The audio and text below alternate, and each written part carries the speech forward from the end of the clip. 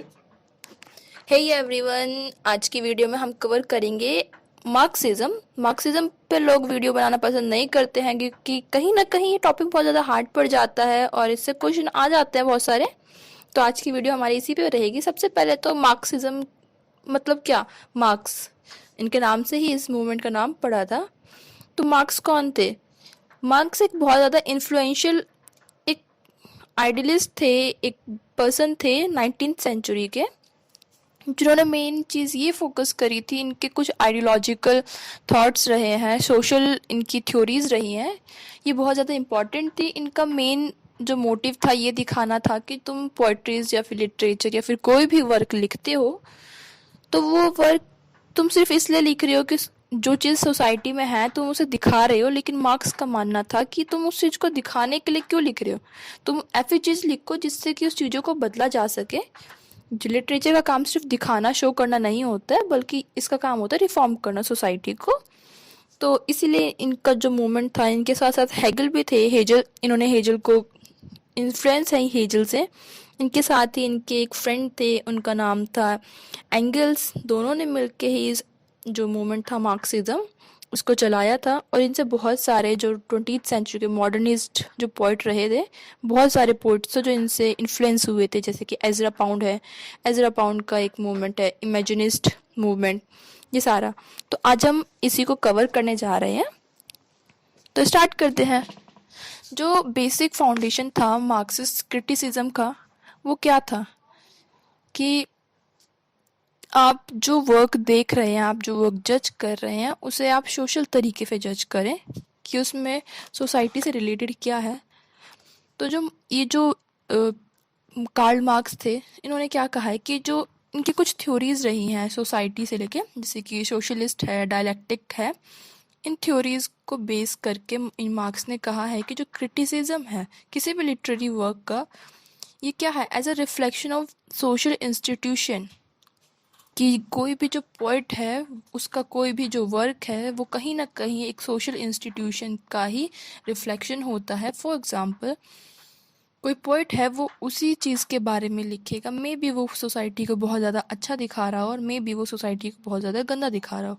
अच्छा वो तब दिखाएगा अगर वो एरिस्टोक्रेटिक है, लेकिन बुरा वो कब दिखाएगा? जब वो गरीब है। तो ये कहते हैं कि कहीं ना कहीं जो किसी भी जो लिटरेरी वर्क है, वो कहीं ना कहीं ऑथर का सोशल इंस्टीट्यूशन है जहाँ पर वो जन्मा है, उस चीज़ को रिफ्लेक्ट करता है, उसी चीज़ का एक रिफ्लेक्शन है। According to Marxist, even literature itself is a social institution. Literature क्या है? लिटरेचर खुद भी एक सोशल इंस्टीट्यूशन है। इसका काम क्या है? इस लिटरेचर जो है उसके अंदर भी कुछ आइडियोलॉजिकल फंक्शन होना चाहिए, स्पेसिफिक फंक्शन, कुछ आइडियोलॉजीज होनी चाहिए, ताकि जो सोसाइटी है उस चीज़ को पढ़े, उस चीज़ से इन्फ्लुएंस हो। और ये कहते हैं कि ये जो ऑथर्स की आइडियोलॉजी होती है, किसी भी ऑथर की, किसी भी पोइट की, फॉर एग्जांपल हम ले सकते हैं कि जैसे कि चार्ल्स डिकेंस ले लेते हैं। चार्ल्स डिकेंस ने देखा कि जो वर्ल्ड वॉर हुआ था उसके बाद कैसे डिस्ट्रक्शन हुआ है, या फिर इंडस्ट्रियलिज्म जो मूवमेंट चला था उससे क्या क्या फ़र्क पड़ रहा है, तो उन्होंने कहीं ना कहीं उस चीज़ को दिखाया। मार्क्स कहते हैं कि जहाँ पे जो ऑथर की आइडियोलॉजी है, अगर ऑथर को कोई चीज़ पसंद है, उसकी आइडियोलॉजी उस चीज़ के फेवर में है, उसका बैकग्राउंड उस चीज़ के फेवर में है, तो कहीं ना कहीं जो उसका वर्क होगा, उसका जो लिटरेचर होगा, वो भी उस चीज़ को सपोर्ट करेगा। इनका बिलीव था कि a work of literature is not a result of divine inspiration. ये क्या है? जैसे कि रोमांटिक्स बोलते थे, मेनली जो रोमांटिक में वर्ड्सवर्थ, कॉलरेज, ये सब थे। इनका मानना क्या था कि जो पोइट होता है वो एक डिवाइन इंस्पिरेशन है, वो कहीं ना कहीं एक प्रॉफिट है म्यूज़ का, कि उसके अंदर एक अलग सी पावर है, अलग से वो, उसका माइंड ही अलग है, वो और लोगों से अलग है, सेपरेट है, तभी वो इतनी खूबसूरत पोइट्रीज लिख पा रहा है। डिवाइन इंस्पिरेशन मतलब कि उसके अंदर दैवीय पावर आई हुई है, जो भी है।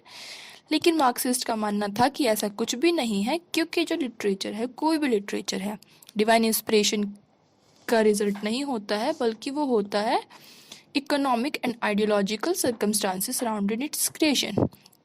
कोई भी जो राइटर है, पोएट है, उसकी सराउंडिंग, उसकी आइडियोलॉजी, उसकी इकोनॉमी, वो कैसे सोसाइटी में रहता है, उसकी इकोनॉमी कैसी है, या फिर सराउंडिंग में, सोसाइटी में उसके साथ ऐसा कुछ बिहेव हुआ है, नहीं हुआ है, ये जो पूरा क्रिएशन होता है, कहीं ना कहीं जो ऑथर है, जो पोएट है, उसी चीज़ को दिखाने की कोशिश करता है।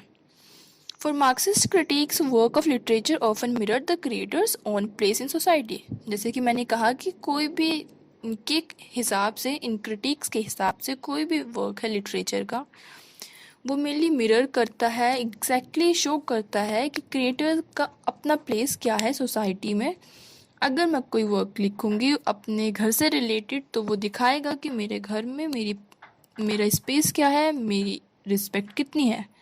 अगर मेरे को मेरे घर में पसंद नहीं किया जाता है, तो कहीं ना कहीं अगर मैं डोमेस्टिक कोई चीज़ लिख रही हूँ, डोमेस्टिक नॉवल लिख रही हूँ, पोएट लिख रही हूँ, पोएम लिख रही हूँ, तो कहीं ना कहीं मैं दिखाऊंगी कि जो फीमेल्स हैं उनके साथ रिस्पेक्ट नहीं की जा रही है, उनको कहीं ना कहीं अलग समझा जाता है, उन्हें इम्पोर्टेंस नहीं मिल रही है। लेकिन अगर मेरे घर में वैल्यू है, मेरी जो सोसाइटी है, मेरी उसमें प्लेस है, एक अच्छा प्लेस है, तो कहीं ना कहीं जो मेरा वर्क होगा उस चीज़ को दिखाएगा, उस चीज़ को पॉजिटिव तरीके से दिखाएगा। तो ये मार्क्सिस्ट का कहना है कि ये क्रिएटर्स का ओन प्लेस दिखाता है सोसाइटी में। जो मार्क्सिज्म है मेनली वो किस चीज़ के लिए प्रेफर करता है कि जो पॉलिटेरियन है, जो वर्किंग क्लास है, वो काम इतना ज़्यादा करते हैं लेकिन उन्हें उस चीज़ का सही प्राइस नहीं मिल पाता है, क्योंकि जितने भी अपर क्लासेस हैं वो उनको लेबर रखते हैं, उनका हार्डवर्क खरीद लेते हैं, और जो उनका सरप्लस वैल्यू होती है, तुमने उन्हें लेबर पे रखा, उनसे काम करवाया, और उसे बाहर मार्केट में जाके ज़्यादा दाम पर बेच दिया। लेबर को सिर्फ अपने लेबर का पैसा मिला है, लगा लो अगर 10 रुपए की चीज़ बिकी है, लेबर को उसका सिर्फ 2 रुपये मिला।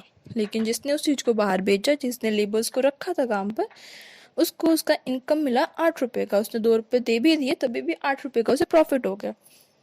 तो कहीं ना कहीं मार्क्सिस्ट जो है इसी चीज़ को वैल्यू करते हैं, इसी चीज़ पे फोकस करते हैं कि ये जो बीच का अंतर होता है ये ख़त्म हो जाना चाहिए। सबके पास अपना दिमाग है भाई, सब अपना काम कर सकते हैं, सिंपल से यही। इनका जो स्ट्रगल है, क्लास स्ट्रगल, इनका मेन इशू था कि जो इशू है क्लास स्ट्रगल का, उसे ऐसे डिपिक्ट किया जाए, किसी भी फिक्शन में डिपिक्ट किया जाए, रिलेशनशिप दिखाना चाहिए इसमें कि इकोनॉमिक और सोशल स्ट्रक्चर में कितना डिफरेंस है या फिर नहीं है। इन सब चीज़ों से रिलेटेड मार्क्सिज्म पूरा डिपेंड करता है। आई रियली होप कि आपको ऐसे समझ में आया होगा एंड वीडियो पसंद आई होगी। And if you like the video then make sure कि आप वीडियो को लाइक, शेयर एंड सब्सक्राइब करें। Thank you.